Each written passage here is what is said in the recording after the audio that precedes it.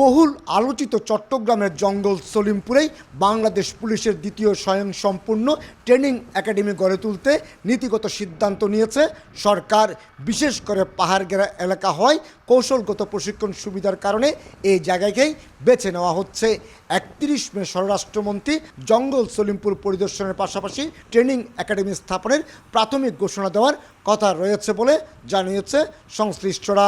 পাহাড় সহ বিভিন্ন ভৌগোলিক একটি সুবিধা প্রয়োজন হয়, যেখানে আমাদের কিছু ট্যাকটিক্যাল ট্রেনিং থাকে।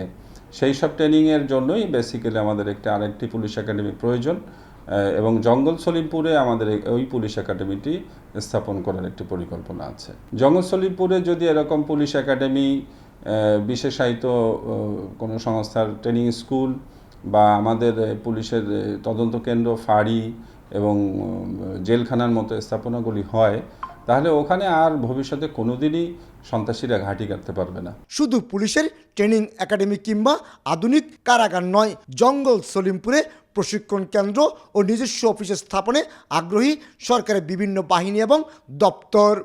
একসময় যেখানে সাধারণ মানুষের প্রবেশে ছিল নিষেধাজ্ঞা, এমনকি প্রবেশ করতে পারত না আইন শৃঙ্খলা বাহিনীও, সেই জঙ্গল সলিমপুরেই আধুনিক নগর ব্যবস্থা গড়ে তুলতে চায় সরকার। নেওয়া হচ্ছে এই জঙ্গল সলিমপুরকে কেন্দ্র করে মাস্টার প্ল্যান।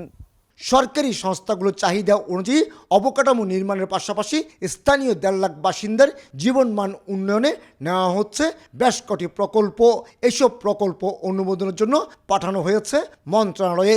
প্রথম পর্যায়ে যোগাযোগ ব্যবস্থার উন্নয়নে হচ্ছে 4 লেন করে 8 লেনের 2টি সড়ক। ফার্স্ট প্রায়োরিটি হচ্ছে আমার এই সাধারণ জনগণ যারা আছে তাদের নিরাপত্তা নিশ্চিত করা, তাদের ফুড নিশ্চিত করা, তাদের হেলথ সিকিউরিটি নিশ্চিত করা এবং তাদেরকে ভালো একটা কমিউনিকেশন সিস্টেম দেওয়া এবং তাদের টোটাল ওভারঅল নিরাপত্তাটা নিশ্চিত করা। এই রাস্তা এবং এই 2টি পার্মানেন্ট ক্যাম্প স্থাপন করার পর তারপরে আমাদের ডেভেলপমেন্ট কাজগুলো, আমাদের যে বিভিন্ন দপ্তর, বিভিন্ন সংস্থা, বিশেষ করে জেলখানা, অন্যান্য ডিপার্টমেন্ট, বাংলাদেশ সেনাবাহিনী, র্যাব এবং পুলিশ বাহিনী, তাদের যে ডিমান্ড আছে, তাদেরও বিভিন্ন ওখানে তাদের একটা স্থাপনার ডিমান্ড আছে, যে বিষয়গুলো আছে পরিসংখ্যান ডিপার্টমেন্ট, সেগুলো নিয়ে আমরা কাজ করব। এদিকে গত 9 মার্চ সেনাবাহিনী, পুলিশ, বিজিবি এবং র্যাবের যৌথ সাঁড়াশি অভিযানে সন্ত্রাসী মুক্ত হওয়ায় আপাতত 2টি অস্থায়ী ক্যাম্প স্থাপন করা হয়েছে জঙ্গল সলিমপুরে।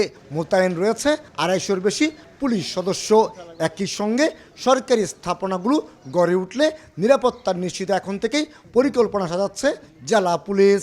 যান মালের নিরাপত্তা বিধানের জন্য পুলিশের যা যা করণীয় সেটা করবে এবং সেই জন্য ওইখানে সরকারের যে প্ল্যান আছে যে পুলিশ বাহিনীর জন্য বা সিকিউরিটি এজেন্সির জন্য, সেইটা তো আমরা সেখানে ট্রেনিং সেন্টার বা একাডেমি বা ওই যে থানা, পুলিশ, ফাঁড়ি, তদন্ত কেন্দ্র, এগুলো সবই হয়তো করতে পারে। সেটা যেভাবে সরকার নির্দেশনা দিবে সেভাবে আমরা কাজ করব। 25 বছরের বেশি সময় ধরে বেশ কয়েকটি সন্ত্রাসী গ্রুপের দখলে ছিল সীতাকুণ্ড, হাটহাজারী এবং চট্টগ্রাম নগরীর বাইজিৎ, পাহাড়তলীয়, খুলশী এলাকার সীমান্তবর্তী জঙ্গল সলিমপুর। সম্প্রতি আইন শৃঙ্খলা বাহিনীর অভিযানের পর গা ঢাকা দিয়েছে সন্ত্রাসী গ্রুপগুলো। কমল দে, সময় সংবাদ, চট্টগ্রাম।